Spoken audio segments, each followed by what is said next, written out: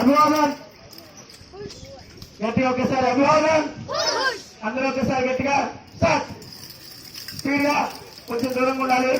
దీన్ని నాచాకు అంటారు. ఒక్కసారి ఎదురెవరైనా వచ్చారంటే మన శరీరంలో ఆయుధం లేనప్పుడు మన శరీరమే ఆయుధం. కాబట్టి ఒక స్థాయికి ఎదిగేంత వరకు మనకు ఆయుధం కావాలి. ఆ తర్వాత మనమే ఆయుధంగా తయారైన రోజు మన ధర్మం వైపు కన్నెత్తి చూడాలంటే అవతల వాళ్ళు భయపడాలి. అలాంటి సంస్కృతి మన పిల్లలకు నేర్పాలి. తెల్లని కాగితాలు లాంటి వాళ్ళు మన పిల్లలు చేయించు.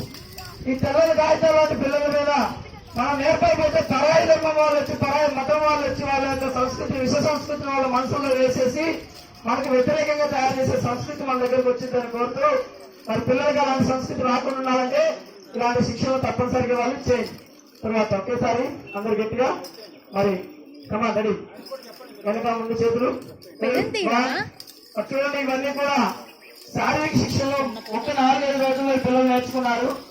ఎందుకంటే ఎక్కువగా వాళ్ళకి ఆసన ప్రాణాయామాలు శారీరక సుందర వ్యాయామాలు మాత్రం నేర్పించడం జరుగుతుంది. మొట్టమొదటి 5 రోజులు తల్లిదండ్రులు తెలుస్తూ వద్దన్నా కూడా వస్తూ ఉంటారు. మధ్యలో పిల్లలు గుర్తు తెచ్చుకోవాలి. పిల్లలు ఉంటున్నారేమో కానీ తల్లిదండ్రులుగా పోతున్నారు ఈ రోజుల్లో. ఒక 5 రోజులు పిల్లలు ఆశ్రమంలో వదిలిపెట్టేసి ఉండడానికి ఇష్టపడడం లేదు, వచ్చేస్తున్నారు, అన్ని తీసుకొస్తారు, మా పిల్లలు వెళ్ళిపోతారు. పిల్లలు ధైర్యంగా ఉంటున్నారు కానీ తల్లిదండ్రులుగా పోతున్నారు. ఫోన్లు చేస్తున్నారు, వీడియో కాల్ మాట్లాడుతున్నారు, అందరికీ వెళ్ళిపోయినట్టు. మరి కాబట్టి పిల్లలు అమెరికా వెళ్ళిపోతే రేపు డబ్బులు సంపాదిస్తున్నారు కానీ మరి కనీసం మన సేవ చేసే వాళ్ళు దొరకడం లేదు.